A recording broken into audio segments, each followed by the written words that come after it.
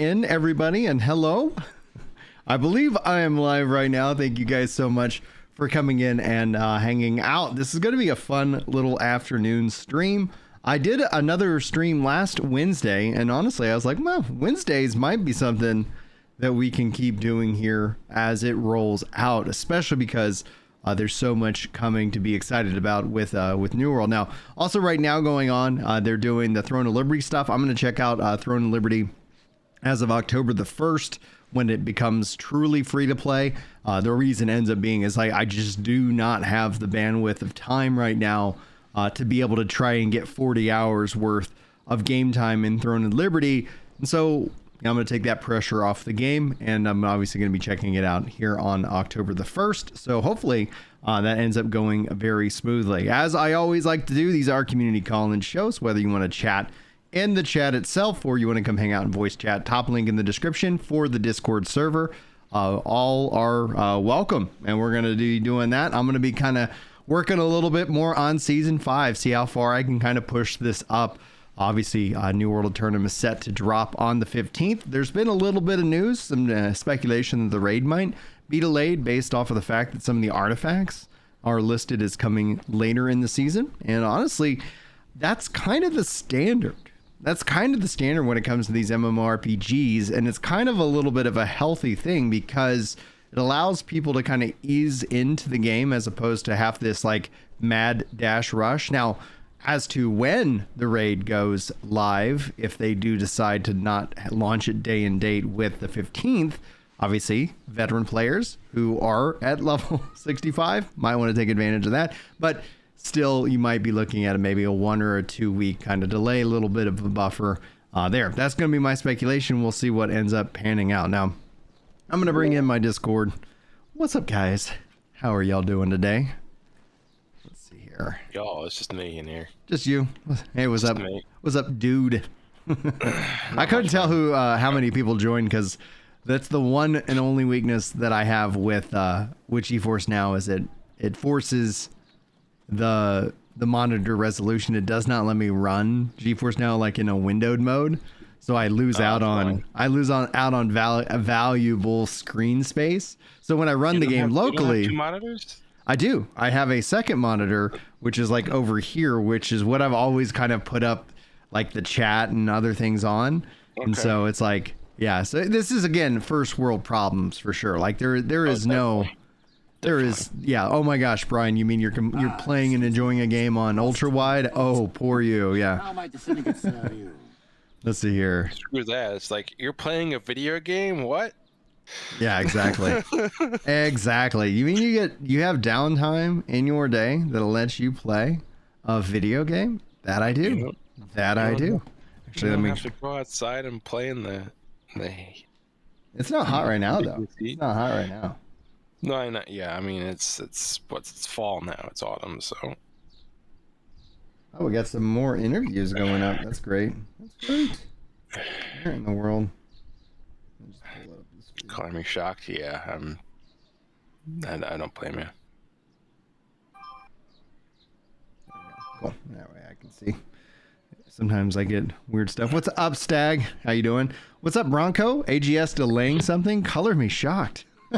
Now, it's not confirmed. This was just, I saw like a Duke Sloth video where he was speculating that it might be based off of just the fact that we have, they were like showing off some of the artifacts as legitimately not showing up on day one, and it's like, okay, like if those artifacts are tied to the raid, makes sense. And also like I think that's pretty standard that you launch your raid a week or two after you launch your update, just so that people can, especially with all the new people on console, that they're not going to be sitting down and going like, oh my gosh, I have to skip everything because all the big MMOs, they delay their raid a couple weeks. And then I think essentially you get then the ability to have another marketing promotion, especially because they're doing fresh start worlds and stuff. Yeah, you could end up having another marketing promotion for Worlds First, right? So like, there's in my mind there's so much value in that stagger, even though like for the veterans, I mean, at least it gives the veterans time to get up to to 725, you know. Yeah. So it's like, yeah, that's going to be what it is. Stag says, just finishing off some work. I'll be headed home soon. Dude, hopefully you have a smooth transition from work to home. And then we got Dub says, good afternoon. All been really playing New World again. Been playing at my own pace, doing my own thing, not trying to min-max. It's been dude, that like when you play games for fun, it is always a refreshing approach.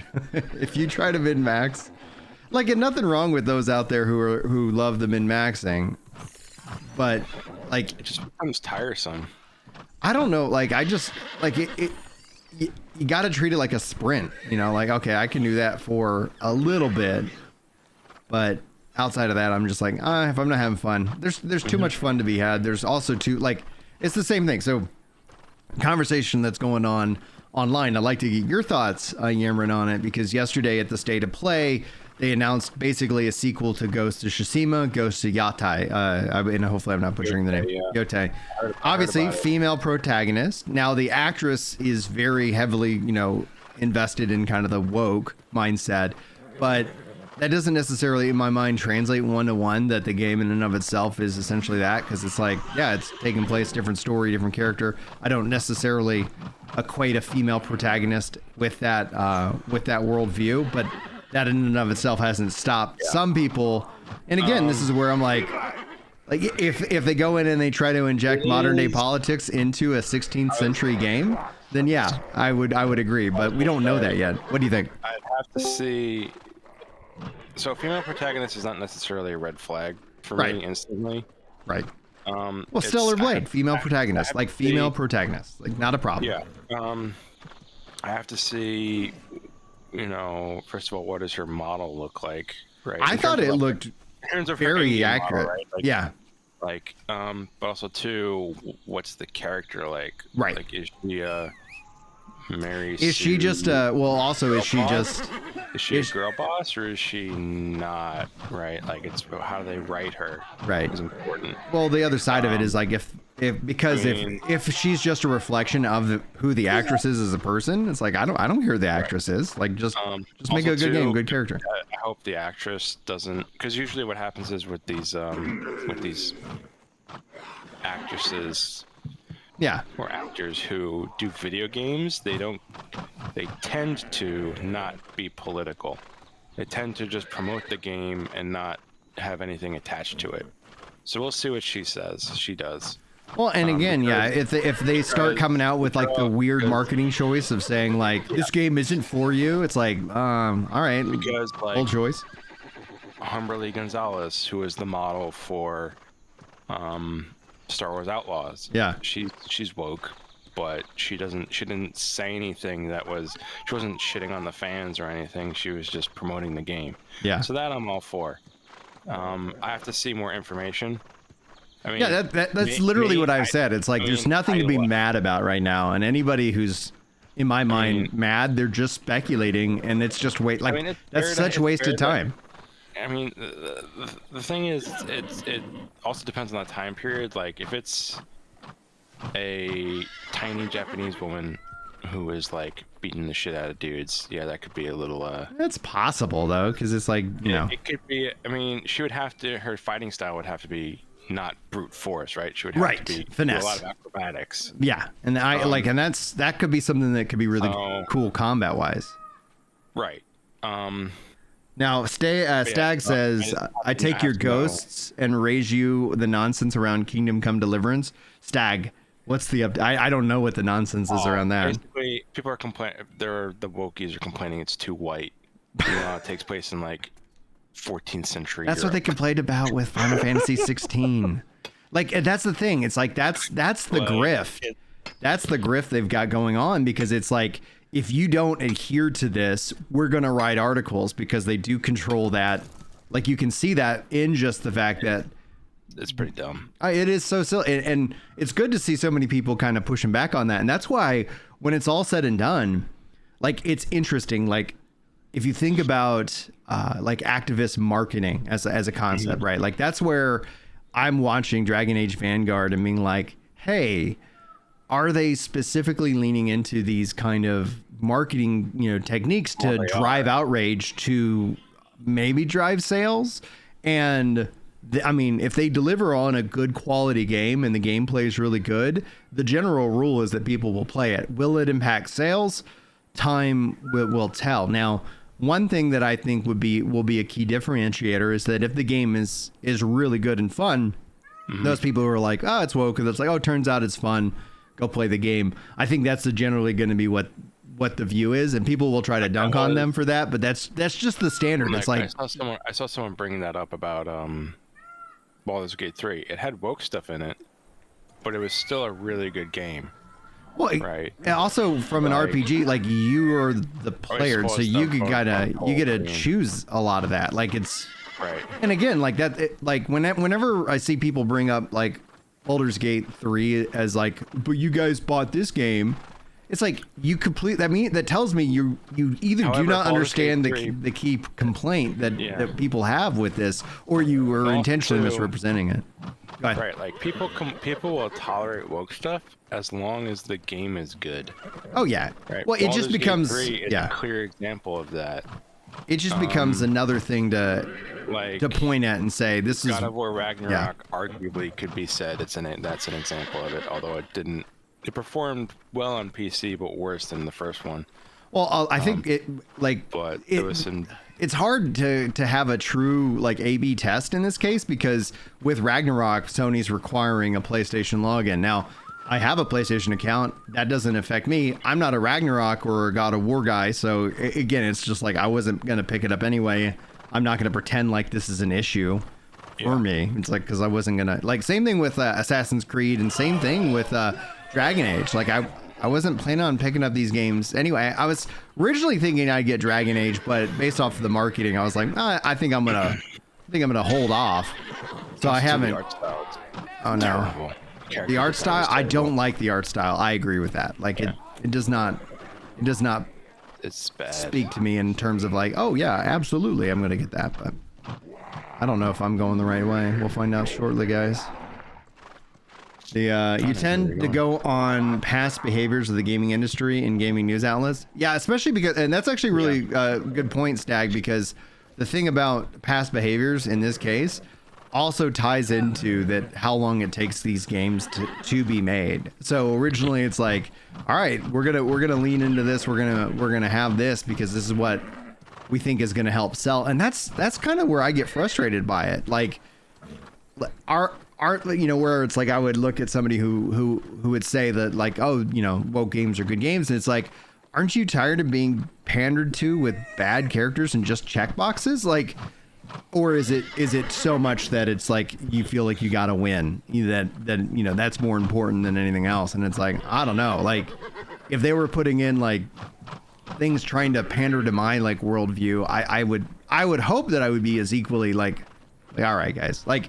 There have been people who've tried to make Christian-based games. They weren't good. And they don't do well. They don't do well. It's like, but should they be able to make those? For sure. The only Christian entertainment thing I know that has done very well is VeggieTales. That's it. Dude, VeggieTales is great, though. That's the only Christian thing that I know that's done well. Well, I mean, Passion of the Christ. That's done well. Oh, the one by Mel Gibson? Mm-hmm.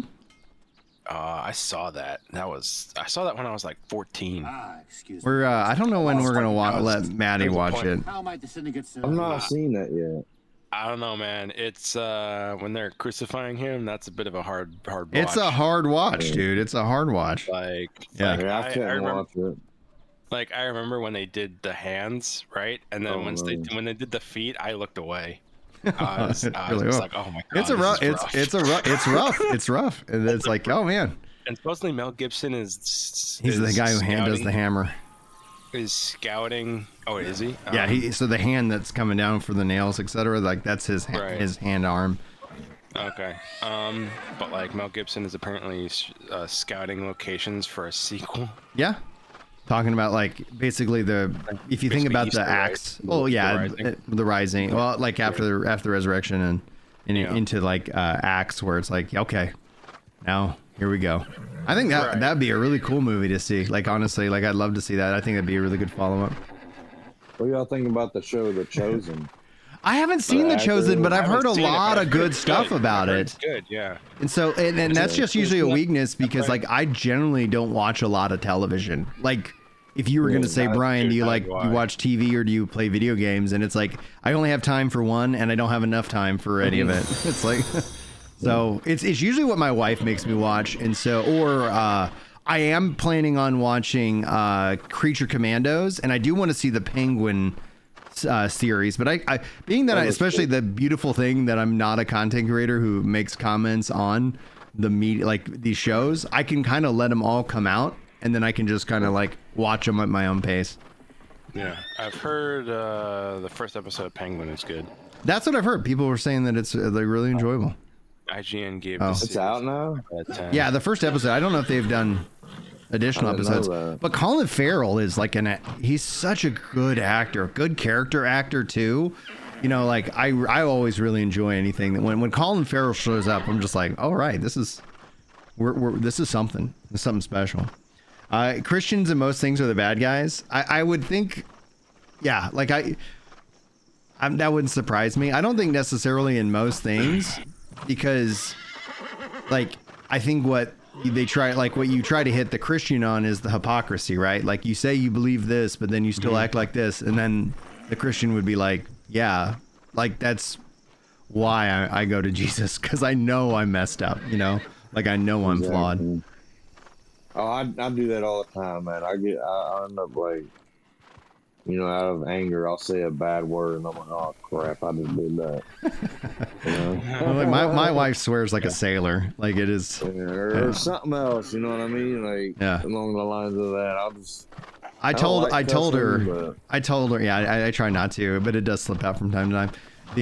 I always told my wife, like, you know, like two situations, because like if the kids ever like drop a swear, I know my wife's gonna feel really embarrassed and guilty, because she has like social anxiety, which is an interesting trait to have. Like as somebody who suffered with anxiety for a long time, like the social side of it, I think is the most nightmarish. I didn't have social anxiety. I just had anxiety. Social anxiety, I think, is like way worse, because it's like as somebody who's more extroverted, I like being around people.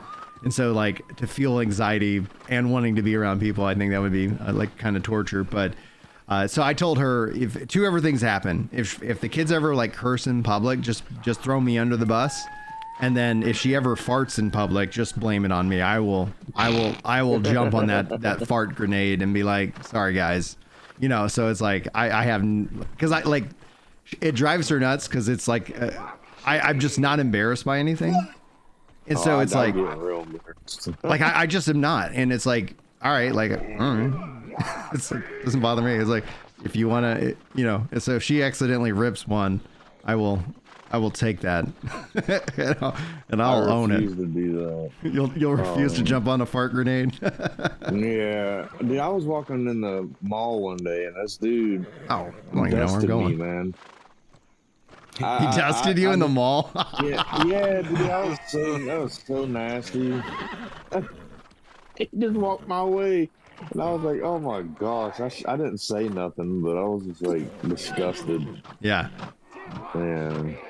The Mr. Rogers says, wondering when I follow this channel. LOL. This is a rebrand. Yeah. So Chris sold me kind of worked a game, and so he has the YouTube channel, and we rebranded the Twitch, and he created his own Twitch gaming too, kind of, but he isn't making content, and we'll see if he gets back into making content. But yeah, like I was originally talking about like just, you know, buying it outright, the work to game stuff, but he made me a better offer, so I was like, all right, let's go with that, because with him going into the workforce, he's just not making content, you know. And it's just like, all right. So he is in new home sales, which he's really good at. Like Chris is a great salesman, you know, and so it's like he's doing much better, because it's like at the end of the day, like there were some months where it's like, oh wow, like if we have months like this is a real feasible life plan. And then there's some months where it's like he had to go in on, you know, on savings. And I gave him like the lion's share of all the revenue that was anything related to work the game. So from the Twitch to the YouTube, because I was like, yeah, man, you want to like, because he was the one who was always like, I want to be a full-timer content creator, and I'm like, yeah, I'm not, that's not my thing, you know, like I love the part-time mindset of being a part-time creator, and so like he just, you know, and then it was just like this isn't like, even if I gave you 100%, like you're not saving for retirement. That's going to be a problem in, you know, 20 years, because that's going to happen regardless of whatever, you know. And so it's like, so he's actually going in and now he's squirreling away so much into his 401k and things like that, because that's my full-time plan. Like when I hit retirement, oh cool, let's play some games, you know, let's hang out and do more of this stuff, because this is fun, but then I don't have to sit here and rely on like ad revenue or, you know, somebody being charitable with their hard-earned money. Like, it's like, no, man, like if nothing else, like y'all keep it, y'all pay off your debts, and let's all have a freaking awesome retirement where we get to game it up together. You know, it's like, So Mr. Reynolds says, hi Ginger, what is your thoughts on them raising the gear score and then making other parts of the game obsolete? Or do you think that they could raise the gear score of other endgame activities? So they are raising the gear score stuff in some of the endgame activities. I don't know if they are hitting all of them, and I do apologize for not being completely up to date on that. But I think essentially it kind of makes sense, and the fact is that the gear score has been at 700. What I do hope that process is a fun progression process, because the complaint that a lot of veterans have is it didn't take, you know, getting to 700. Like I actually, you know, with crafting, like I think most of my gear on my healer is crafted gear.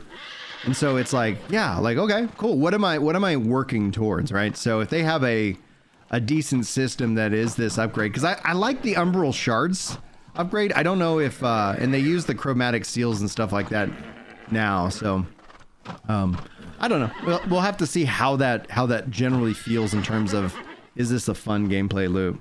Gray says, hey Ginger, do you think they will keep supporting New World after the console launch? Yes, I have no fears right now that they would do anything else. Now, when we talk about supporting New World, I do think this is going to be something that happens over the course of time.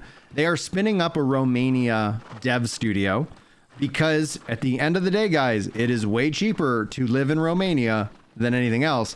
So I do think that the new Romanian team is going to be one that offers a lot of support to New World over the course of time, with the ultimate goal of transitioning New World development to that team full stop sometime over the course of maybe the next couple of years, while the California team, which is their biggest expense, you know, transitions to focusing on building out the Lord of the Rings MMO as those plans come more into alignment with what they're trying to create at the end of the day. So I do not think, now if I'm wrong, I will own that.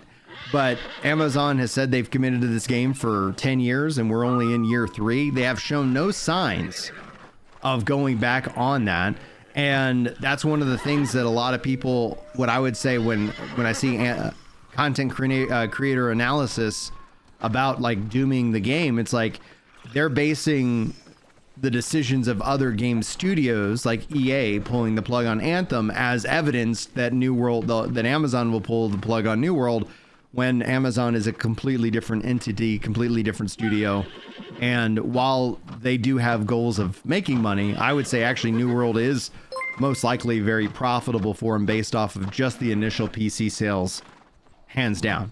So with the hype and the excitement that actually is kicking up with New World Aeternum, with the fact that having played it and just felt how quality it is, I think and hope that what we will see come the release of New World Aeternum is a good steady flow of new content drops and more that players can be excited about. But you're 100% right. If they don't follow New World Aeternum up, if it's like another year of, you know, hey, we're really reworking on these, you know, doing all these things and etc., then I think essentially you'll just see eventually people will hit that natural point where they're like, I've done everything I wanted to do. Now I'm waiting around for something else to do. I'll just go play something else. And that's where I do also say, like, that's why the yearly expansion model seems to be the most beneficial overall for players, because it just gives you, you know, it just gives you more of what you want.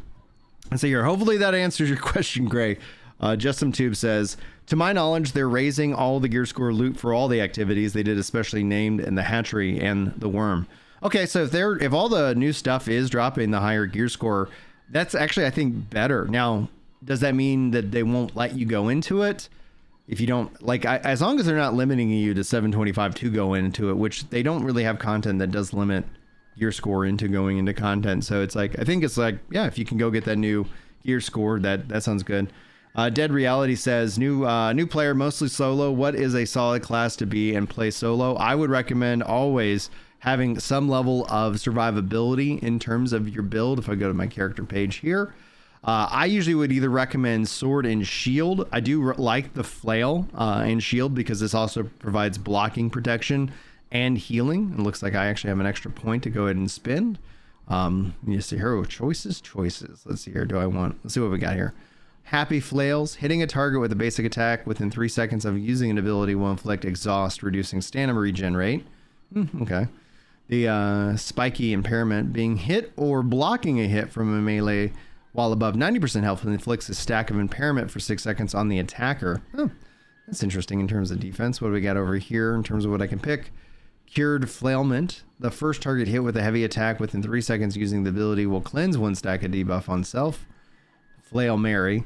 While stamina is at or below 30%, activating an ability will grant 15% stamina. I don't know. I'm going to go with base attack within 3 seconds of using an ability will inflict exhaust. Stamina regen rate on that. That sounds pretty cool. Spike. Or if I'm above 90% health, that's where I get I'm going to go with this. I'm going to go with this. There we go. Boom. Level 20, baby. So Flail is a good choice. Anything that is like generally like a survivability is really important in my mind, especially as a solo player.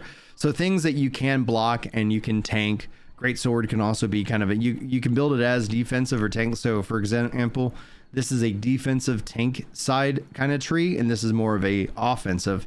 Really up to you, but you can still kind of then equip gear that is that's going to give you really good defense. Now you'll notice that I'm in light gear, obviously as a healer, but you can see here as you get into heavy, you have a couple of different advantages, and again, I would focus heavily on survivability. But then getting back into my character here, and then weapon mastery, some other things like would be kind of valuable to maybe take.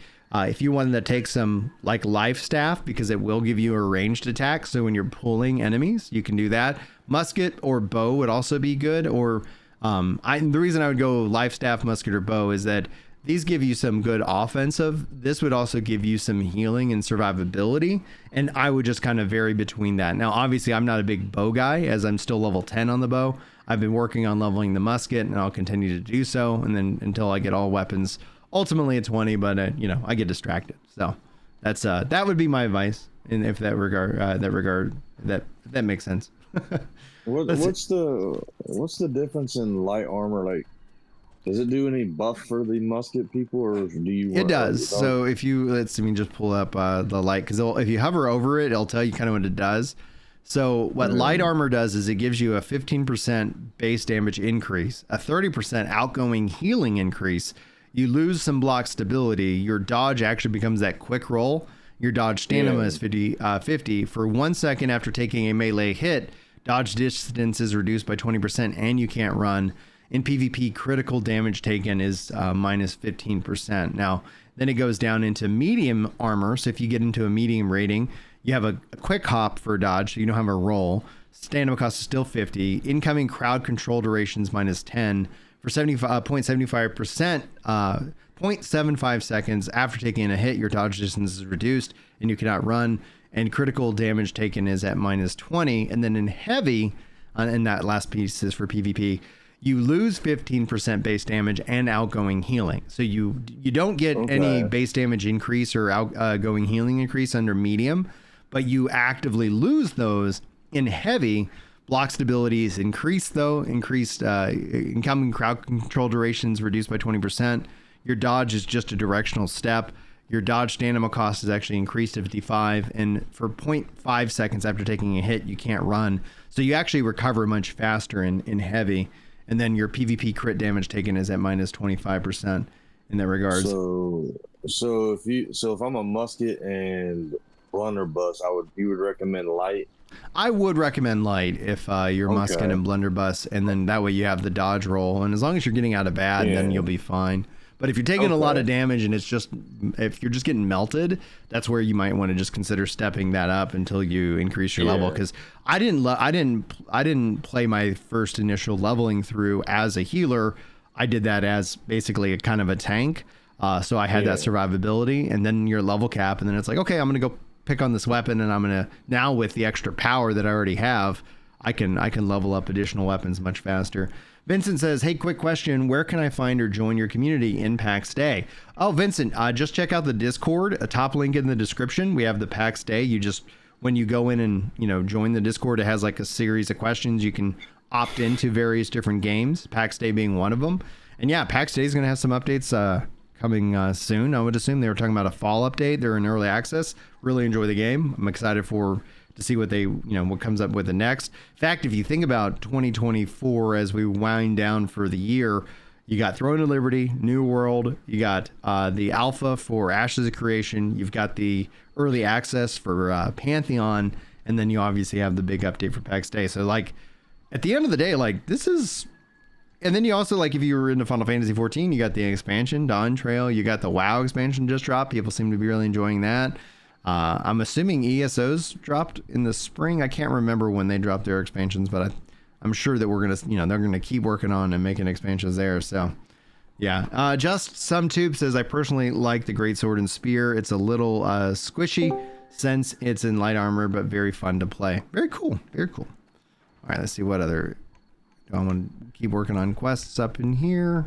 I don't know. Just let me check out my season activity card. The ESO expansion dropped in the summer. Thank you, Chili. Let's see here. I haven't played ESO in forever.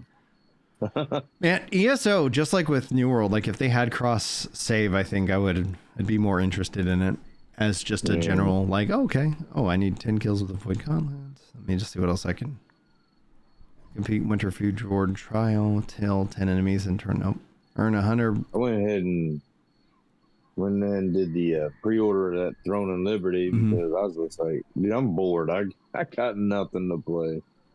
So I was like, I'm just gonna go ahead and drop the minimum of $40 on it. So there you go. I wasn't before, but I changed my mind because I was just like I said, I was bored. So hey, dude, no judgment, man.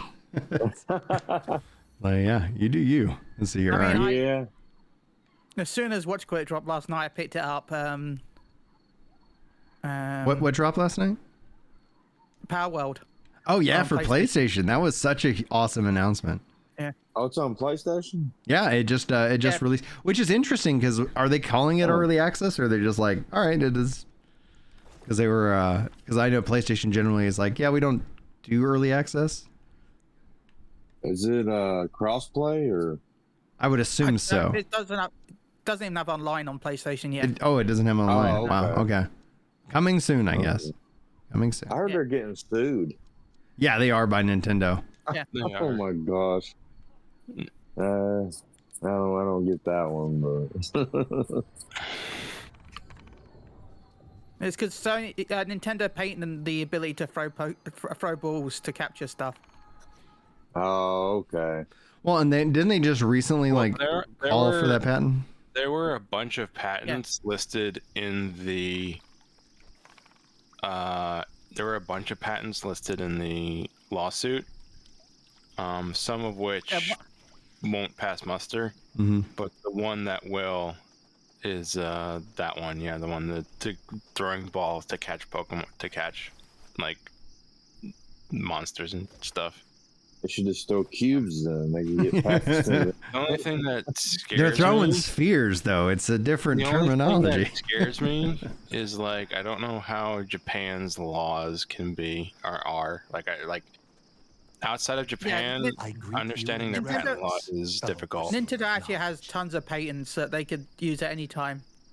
Yeah, and the thing is, Nintendo has never lost a lawsuit that they brought, and usually it's because people settle.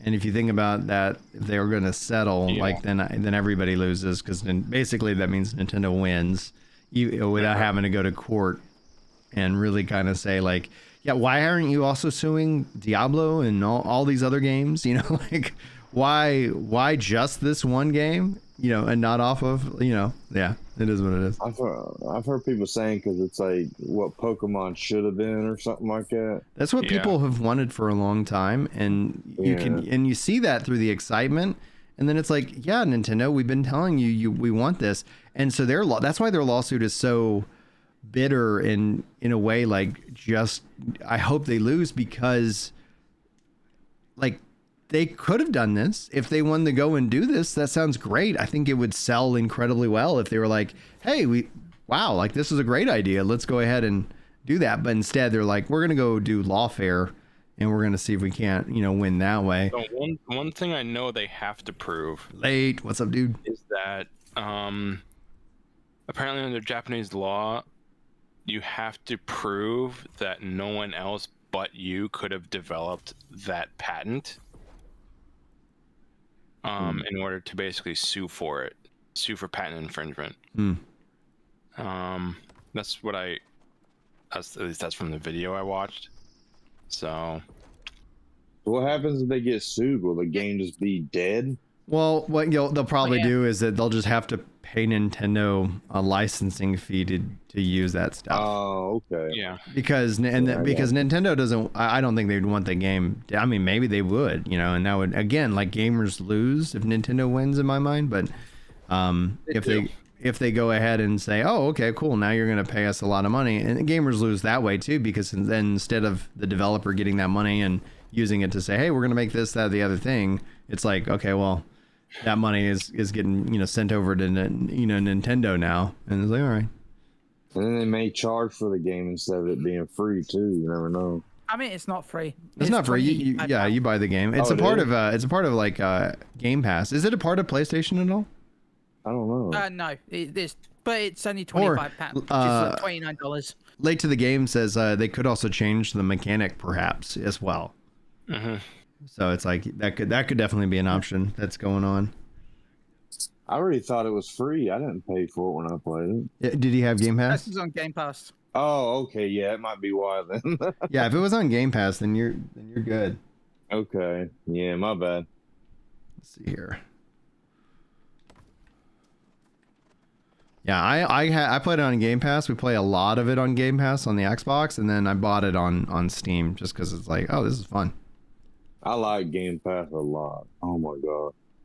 Me too. Saved me a lot of money. Yeah.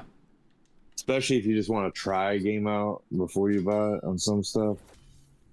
Oh, cool. Thanks, Brian. Did you send it? Did you DM that to me, Brian? Brian says, hey, Brian, I sent you a link to my story to read. Cool. Let's see here.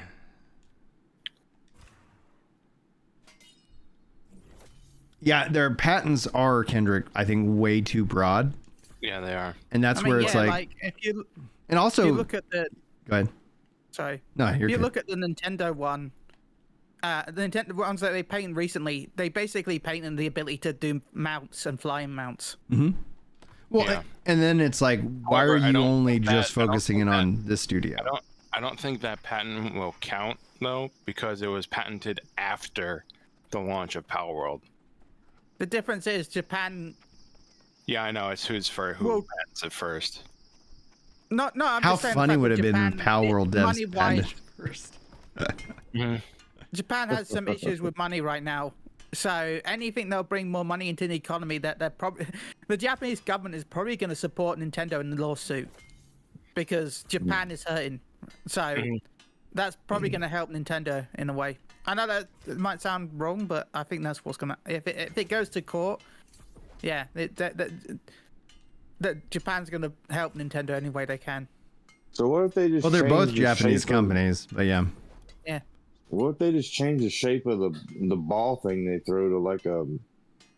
I don't know, something else. Just drop a cardboard box. Make it... On the patent, right? I mean, if the patent says a sphere, well, they have to change the shape. But if they say an object, they have to change the catching mechanic entirely. They got, I don't know what that shape is, but it's like a ball, but it's got like flat surfaces around. I don't know what it's called. I can't remember. Got all kinds of, yeah. But they should just change it to that. It's the shape of a ball, but it's got like square edges all over it. Mm-hmm. I don't know what that shape is. I can't.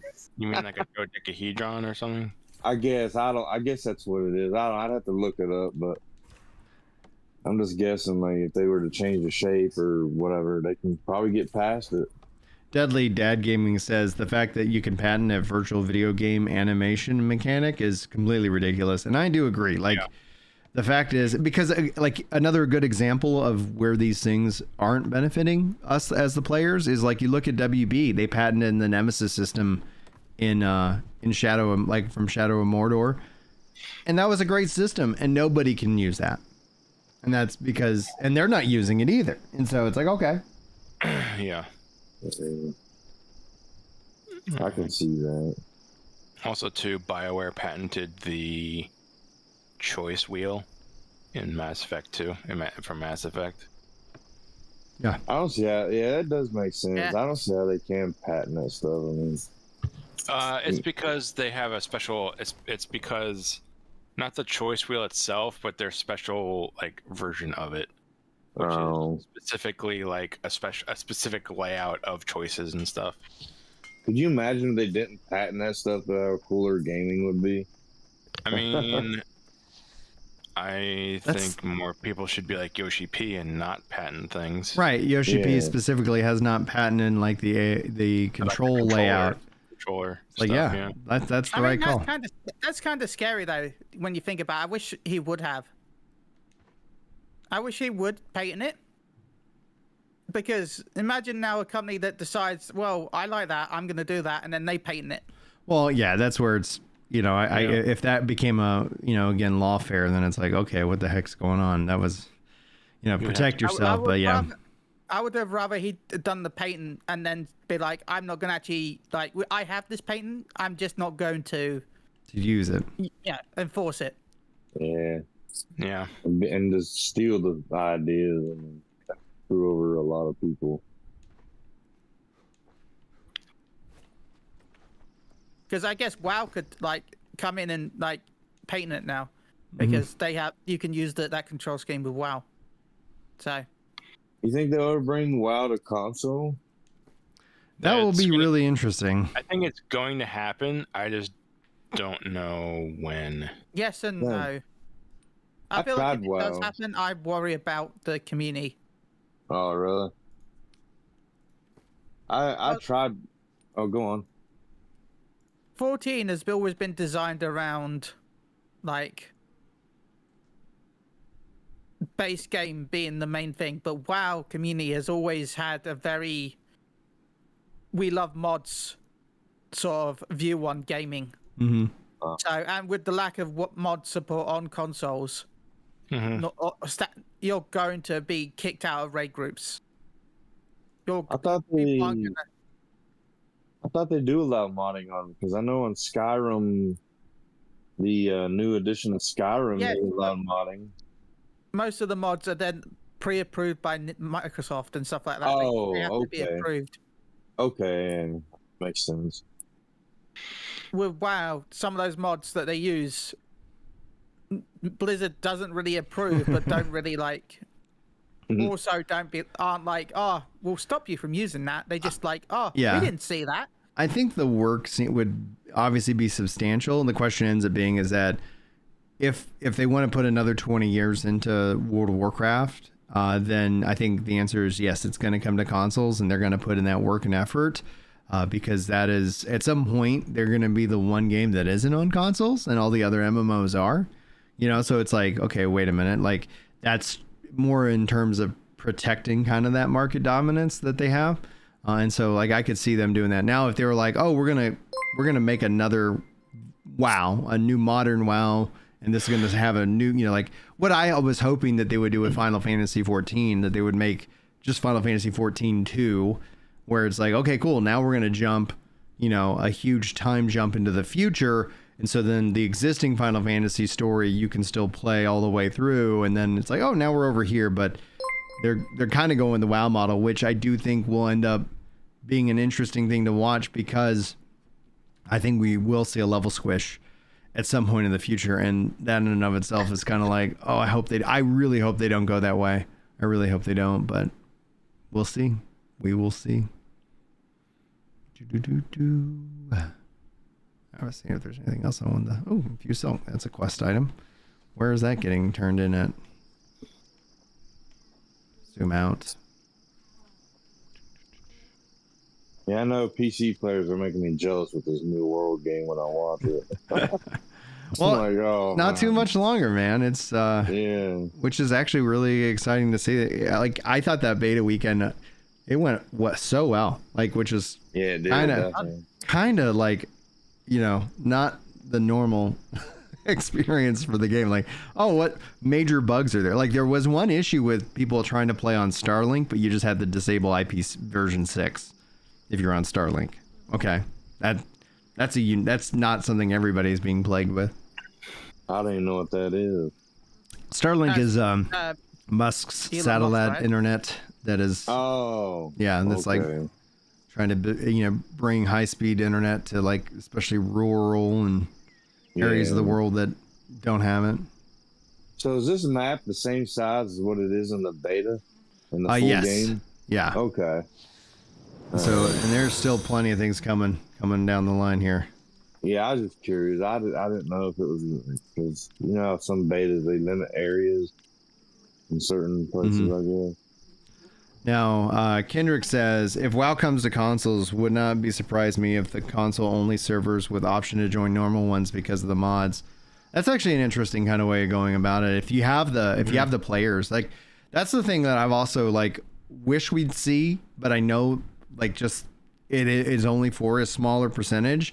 But it's like I wish we would see like kind of custom servers that could have their own rule sets.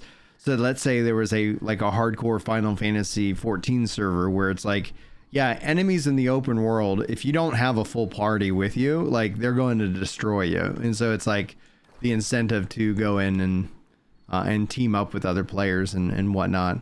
That would be what I would think be interesting. Let me switch over to my different build here. Let's go with the Void Gauntlet. I didn't know you could switch builds on there like quick. Yeah. Quick thing. Brian, I suggest you DM it to Brian or like email him or like send it to him through Discord. I thought Brian did. He said then he said I never PM'd it. I added it to a previous video. Yeah, dude, just straight up DM me. I might not see it. I might see it sometimes when it's, you know, unless it's just straight text, but like I don't know, like I literally got some super thanks and I got notified about the super thanks and it's like, oh, this was from like 3 months ago. It's like, hi, thank you for this. This is really generous of you. For some reason, YouTube is now showing this to me. So I don't know why that is the case, but it is. And now I feel like a selfish jerk. Because you like gave me money and then, you know, and it's like, I never even said thanks. Oh man. I'm sure they know you're thankful. Oh yeah, but it's just like, I don't know. Sometimes YouTube just does some of the most like quite like, I'm like, what are we doing here, YouTube? Like, for example, you know, like we've been doing the, like every 25 I give to F5 and we hit that yesterday. So we're back at, you know, 1 and 25. And it's like, I have to pop out the chat. I cannot do it from my YouTube stream dashboard. Like it does not give me that ability. I have to click a button that says pop out chat and then I have that ability. And I'm like, this in and of itself is a really good example of like, WTF YouTube. Like, what are we doing here, guys? Come on. I mean, you talk about donations, though. Did you hear about the issue? Luckily, it's been reversed by Twitch. But did you hear about a couple of issues with VTubers recently? No. On Twitch. What's going on? For some reason, there must be someone at Twitch, the moderation team, that doesn't like VTubers and PNG tubers because a load of people got randomly banned. Oh. And then a couple of days ago, a lot of more people got banned because they were told that they were illegally receiving bits. Fascinating. From bits that they received, like some of them had like emails where they illegally received bits from a year ago. But yeah, that sounds like shenanigans. How do you illegally receive bits? Yeah, that's why I'm confused. Yeah. Like... So yeah, then Twitch has finally started reversing the bans, but yeah, a load of people on the same day got banned. You mean Twitch doing something ridiculous? Yeah, it checks out. Like, that's again, like, you know, back to the Chris and like why we full time, like, yeah, when I retire, because it's like, yeah, okay, Twitch decides to be ridiculous, and it's like, oh, I'm sorry, how are we gonna pay the mortgage? Like, if Twitch suddenly decides to nuke your channel, right? Like, yeah, like I think I'd rather just YouTube. It's less. I think YouTube. It's less likely. Well, yeah, it depends on your content, because like there's plenty of like YouTube allows you to have a YouTube partner. Like a YouTube representative. I mean, Twitch. I need to figure that out, right? Like, I don't know if I have a YouTube partner, and I'm like someone within YouTube that will speak on your behalf to YouTube people. I need to figure out who that is. I think it's only available for like a certain number, like if you have a certain number of subscribers. Or something. Yeah, and then I have not hit that theoretical. I think it's like if you have 100,000, they allow you to have one. But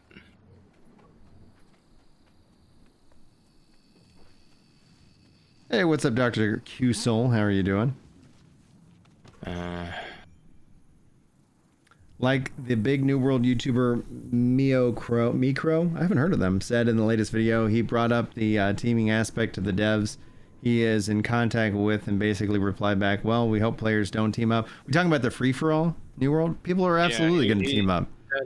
He said a previous message, the one thing that bothers me about the New World PvP free-for-all area is that they haven't planned ahead to prevent friends from teaming.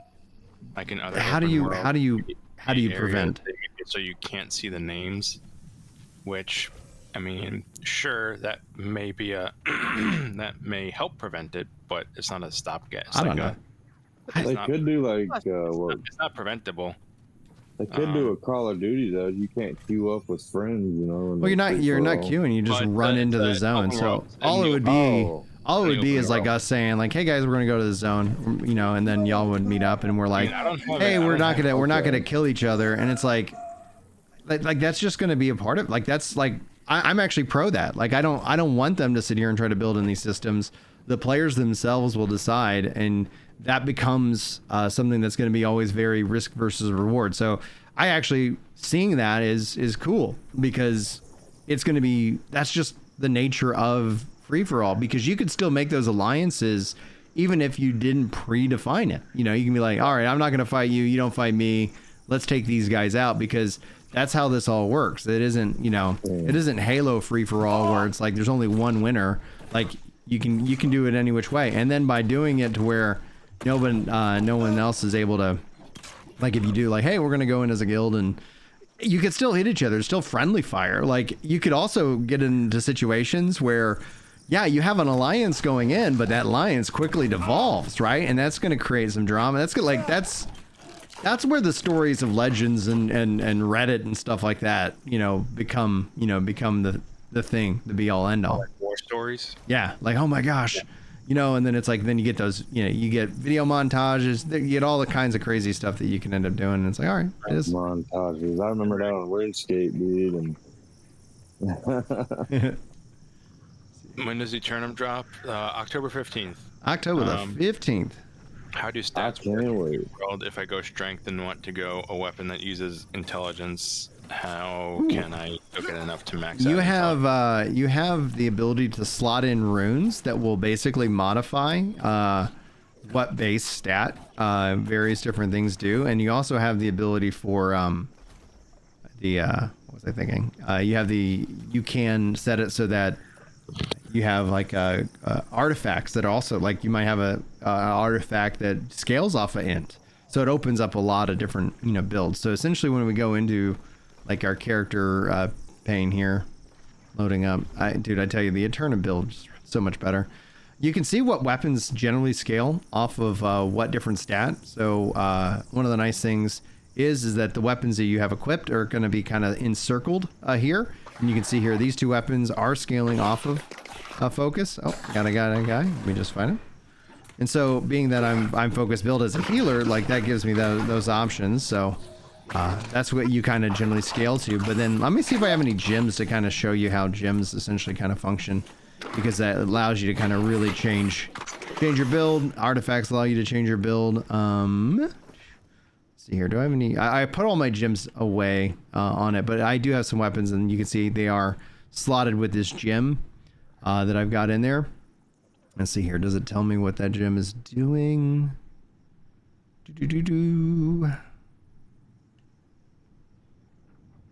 Found a player two-handed.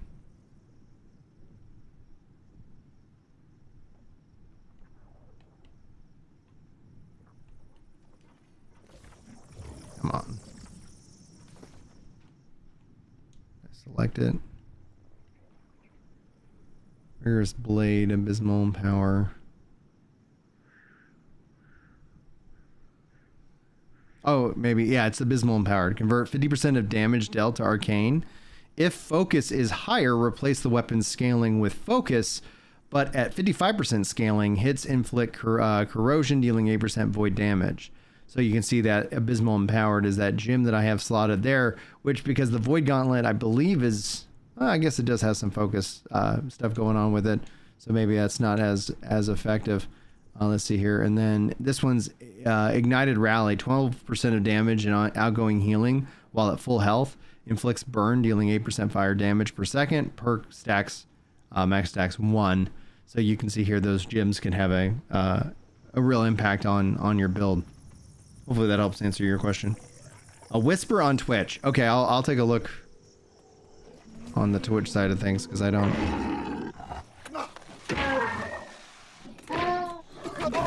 this might not go well for me. I'm getting hit from all sides. I think you're gonna die. I swapped weapon. Let's go.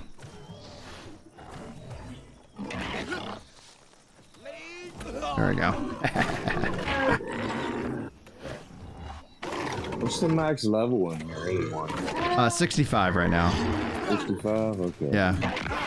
Now, what's the difference in that level and the gear score? Sorry? Gear score is usually just kind of a general rating for when, like for your gear, meaning that the higher the gear score, the more perks and stuff it can have on it. Okay. Gotta take out these guys. I'd say gear score matters more than level, right? I think probably sure levels a little bit. Yeah, level and stats, I think, are more important than actual gear score. Like stats are more important than gear score. Gear score is just a general kind have a of higher gear score, but still be worse. Oh, really? Okay. Yeah. Yeah, you want to look at that. Yeah, I got a lot to learn with these MMOs. So. Oh, you'll figure it out. Like it's, you know. Make me think it's gear scores. That's the thing you care about when you've max level. Oh, okay. Yeah. Basically. Well, I got y'all to help me out, you know what I mean? Yep. Why we're here all day. I will pick up New World on console eventually, but October already has 2 games I'm excited for, so. What are you getting? It came. Dragon Ball is on the 9th. Well, 10th, should we say? Which I now that game, for a Dragon Ball game, isn't. I can't wait to see all the content that gets made on YouTube, because they're adding a feature where you can make your own fights using any of the characters in the game, and then like it has like a custom cutscene maker, has like the amount of stuff you can do in that game is crazy. And it's got what, 182 characters at launch. So. Oh wow. Yeah. So that, and then Sonic, because my first ever game was Sonic, so you know. Fair enough. Fair enough. Fair enough. Dude. I was a golden eye kid. I do. All right, Brian. Yeah, I played it on. I played it on the PS5 and the Xbox. I was very pleased. I was like, oh wow, this is great. By the way, I find it funny they announced a DLC pack for the Sonic game, right? Yeah.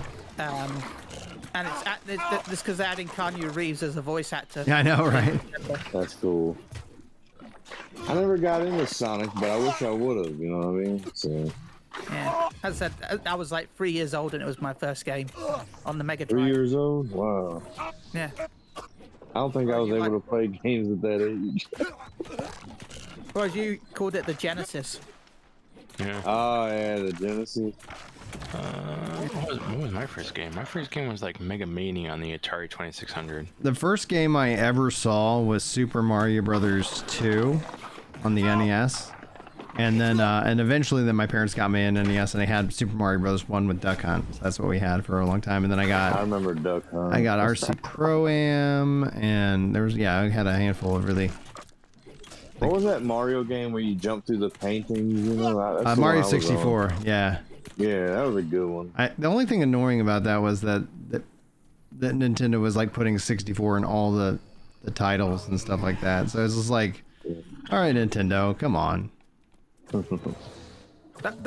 Before I have to jump because I'm gonna have to go eat soon. Do you want to know that Star Fox wasn't called Star Fox in England? What was it called again? We had Lilac Wars. Lilac Wars? Lilac Wars. Lilac Wars is the system that Star Fox takes place in. Okay. Yeah.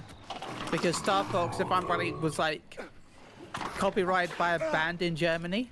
So they couldn't use the word Star Fox until later on, where the band gave them a permission in the end. Or they had enough games come out in the rest of the country that like they sort of. Star Fox apparently was also a Marvel superhero. Ah, they got me.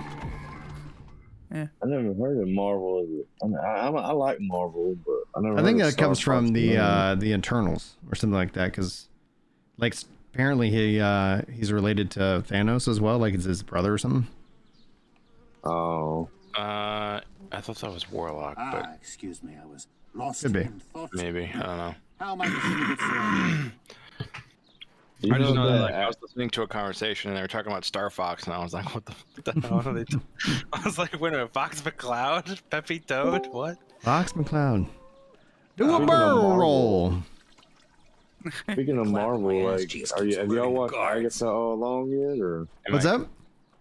Speaking of Marvel, have y'all watched Agatha all along? No, I haven't seen that. Oh, yeah. The last thing I saw was the Wolverine and Deadpool, which I thought was phenomenal. I had a good time with that one. I'm gonna resub to Disney Plus when that comes out, and then I'm just gonna watch all the Agatha at the same time. Yeah, they got Agatha out right now, but I think they're only doing it like an episode a week or something. I think. Yeah, that makes sense. Like that, honestly, like it's surprising that. Go ahead. They launched the first 2 episodes premiere, and then it's 1 episode, 1 episode, 1 episode, 1 episode, and then 2 episodes. Okay. It's like it starts and ends with 2 episodes, but they premiere between them, and they premieres 1 episode per week. I'm gonna start watching it when I get my Series X. My cousin actually bought a Series X for me, and I'm paying them back. So, so yeah, I'll actually get a Series X finally. Very cool. Very cool. Put those out. That way they'll refill. Deadpool's supposed to be like October time, so once it comes out, then I will. 20 aptitude levels, 5 crafting prismatic scarabs. I'm trying to say, like, I have not made any dent on these challenges. But yes, it's the seasons. I just noticed that. I didn't notice that on the beta. No, they didn't implement them during the beta. Okay. Yeah, it wasn't turned on the beta because I think that would be distracting. Kind of weird. Yeah. As my friend, like, people added me in the beta. Is that gonna transfer over, you think, or no? No, I doubt it. No, I doubt it. Unless it was a part of like your Xbox friend or whatever. Oh no! They added me in the game. This dude was beating my butt, and I couldn't even beat him, and he added me. We were just dueling each other. I was like, this dude's good. That's funny. Yeah. What do I want? Let's see here. Try to go back to there. Go back to that. Try it. That's I think a town board, and this is faction. I need to get those done. I just need 2 more faction missions. Let's see here. I haven't unlocked all the teleports here yet. Okay, cool. Let's see. Maybe I get that done. Spend some time leveling up that zone. So many choices. Oh, we got some. So much to do. See here. It's an elite. The Jordan O'Neill says, "Hey Brian, do you want to know a play strategy to power level the season pass?" Yeah, like that wouldn't bother me at all because like let's see here, season pass wise, I am at level darn it, level 20. Sorry, 41, and so there is an artifact on the season pass. I think it's level 80. Yeah, so the Phoenix artifact seems pretty cool. So when you receive lethal damage, you avoid death and regain 100% of your max health. You then become inflicted with vengeance, reducing healing by 200% and taking damage equally to 20% of your max health every second until you die or get a kill. It's like, seems neat. How much is the premium when you buy it? How much does it cost? I think it's $20. Yeah, it's not bad. It's expensive. It's expensive. Oh, yeah. It is. Yeah, when you think about like $20 a quarter, so it's like roughly speaking, the game is. I mean, if you want, but you don't need it. Like it's. When you hear when other games charge $10 to $15 for their battle passes, is that how much you charge? That's generally how much they charge for battle passes, and then Amazon's like, "Hey, we're charging $20." It's like the only battle pass I've ever bought was Destiny. So. Yeah, the thing is that you also get like as a part of the free track, like they give you free currency, so it's like given enough time, you could literally just be like, all right, cool, like I'm like here, like I'm gonna claim some of the free, like here's 500 marks of fortune that I got, and that was a part of the free track. Oh, and if you have the paid track, they're also going to give you some of that back, and so you think about 1,000 marks of fortune. I think that's $10, so that's $15 that I just unlocked. Oh.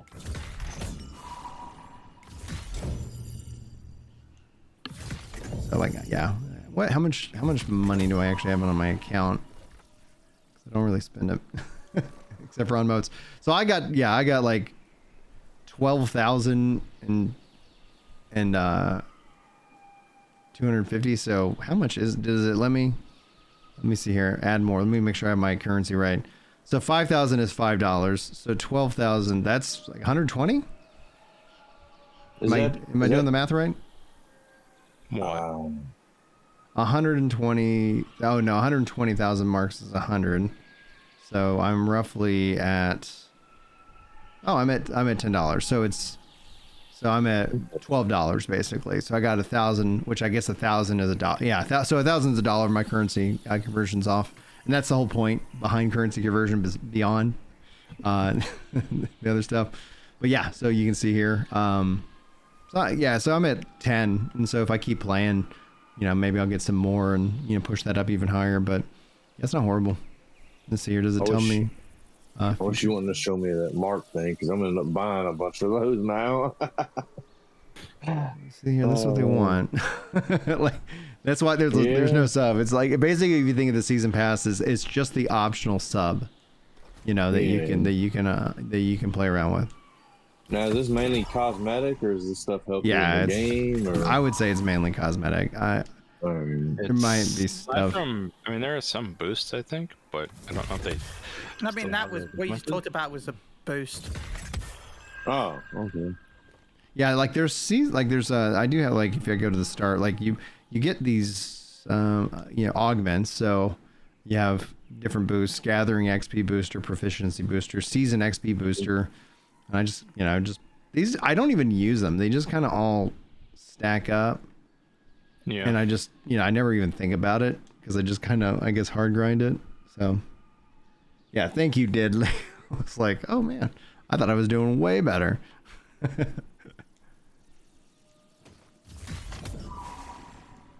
Yeah, they're cool cosmetics. I'll definitely get them.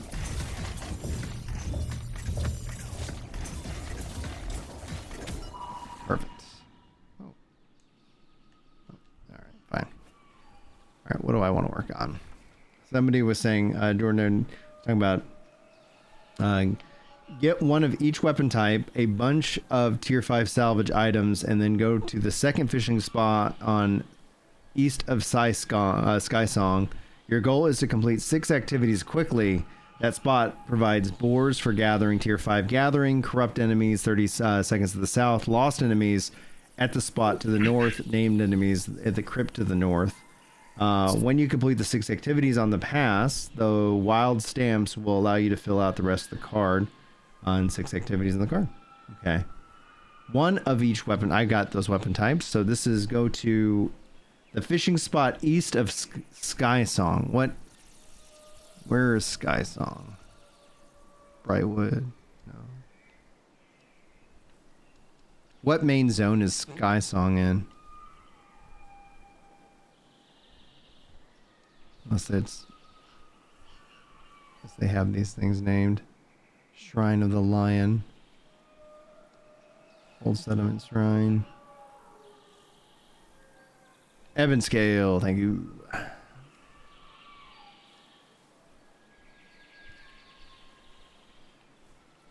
That's Eden's Grove. Evanscale, there we go.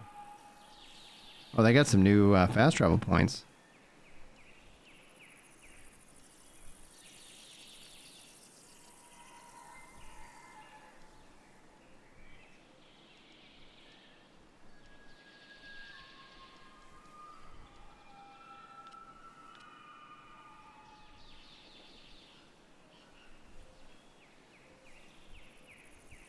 Sky's gone. Boo baby. All right, cool. You had Evanscale though. Thank you, Jordan.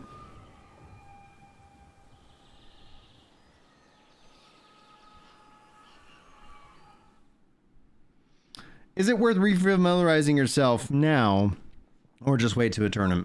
Since you've played, and I don't know if you have the expansion, Dakaris, but since you've played, like, unless you were wanting to try and capitalize on just having lots of resources to sell as more players jump in and return and etc., then there's no like real rush for you to come in. The Aeternum build feels so much better quality, so it might be interesting to see like, hey, yeah, okay, you know, here's a couple days, you know, a week before I'm playing the old build, and then all of a sudden Aeternum drops. You're like, oh wow, this is, I feel the upgrade. Let me actually just, out of curiosity, I was paying attention. Where do I still have the screen open?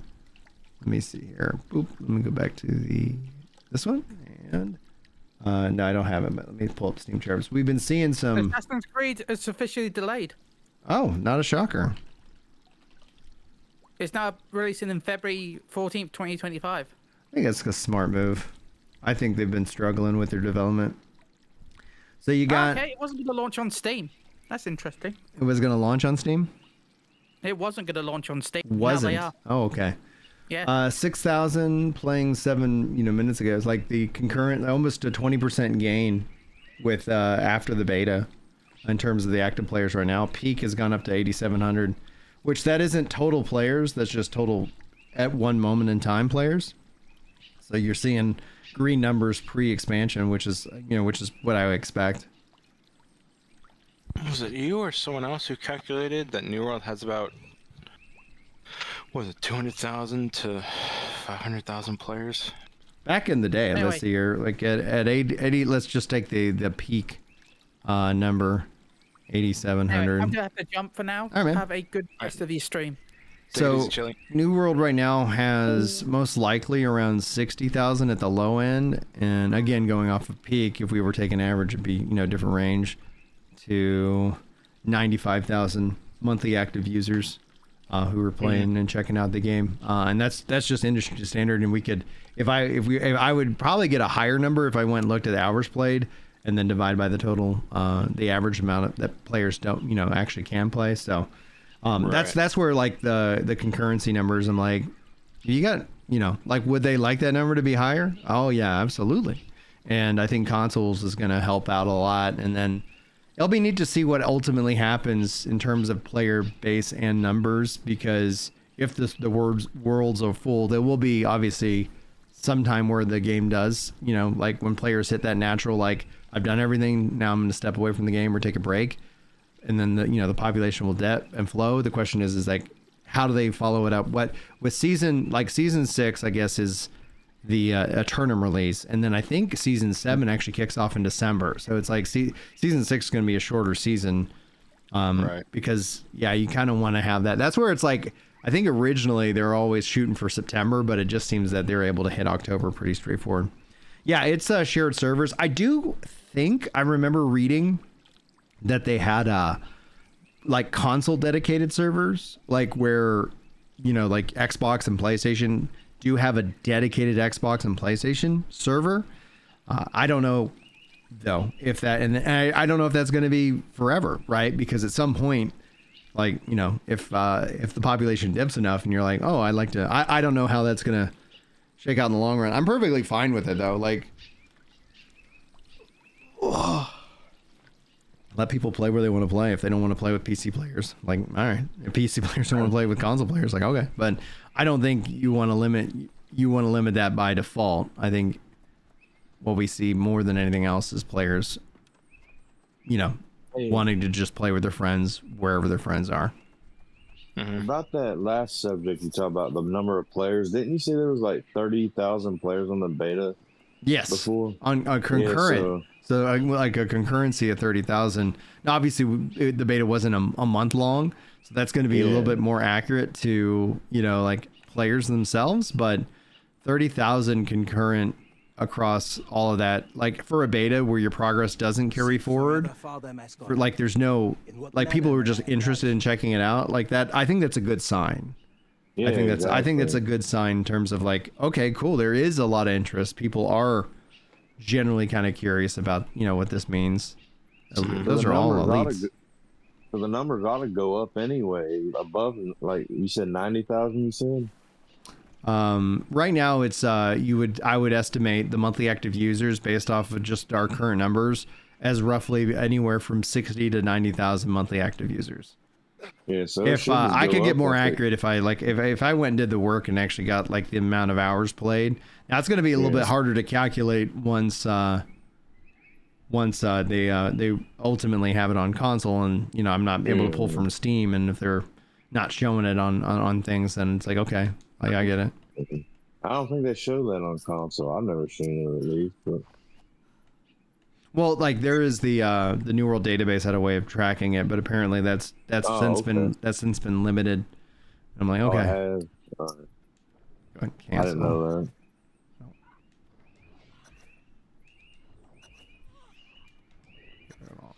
I don't want to have those in my log. I want to reduce my log. Let's see here. Boo, boo, boo.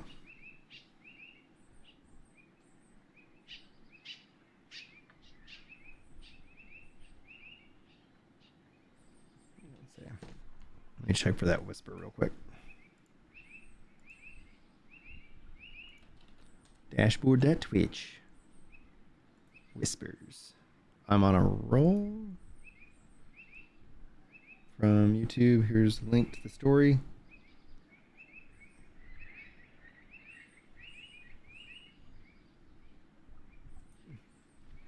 Are you on the Discord?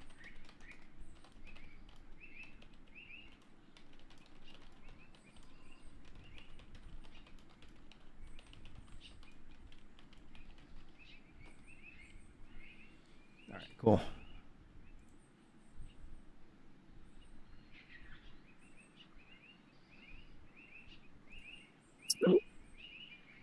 They could go with the Sea of Thieves route and do controller-only servers. That way PC players can play with... I don't know, man. Like, as a PC player, like, I'm glad... There's PC players who like controller, right? So it's like saying controller-only servers. Like, that would be... I don't know. I don't think I could get behind that. I think that player... I don't know, man. Like, what do y'all think? Because I never really kind of thought it like that. Well, console launches have Xbox only. I think I've heard that, Gray. Overrated from Mike.